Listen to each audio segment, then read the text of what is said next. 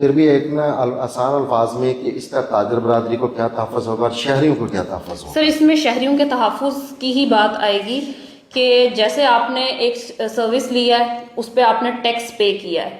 अब हमारे शहरियों को ये शिकायत है कि जो ऑनर है, जो रेस्टोरेंट ऑनर है, उसने आगे टैक्स पे नहीं करवाया।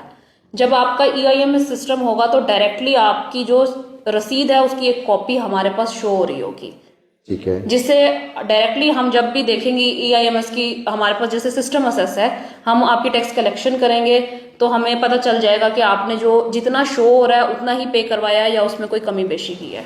मैं समझता हूँ कि अब ये एक नई चीज़ है, ज़िला लिया की आवाम के लिए एक नया टैक्स आयद किया जा रहा है उन पर। तो इस सिलसिले में एक दो चीज़ें और क्लियर कर दें कि आपको मज़ामत का भी सामना करना पड़ेगा। अगर कोई शख्स या ताजर टैक्स नहीं देता तो फिर उसके खिलाफ कानूनी तौर पर क्या कार्रवाई अमल में लाई जा सकती है या उसको किन चीज़ों का सामना करना पड़ सकता है ताकि लोगों को आगाही मिल सके? सर अगर कोई बंदा जो सेल्स टैक्स की मद में रजिस्टर होना, जिसपे लाइबल था कि उसको रजिस्टर होना है मगर वो उसमें रजिस्टर नहीं हो रहा, तो उस पर हमारे पास फाइन भी है, पेनल्टी भी है और उसके खिलाफ कानूनी कार्रवाई भी है।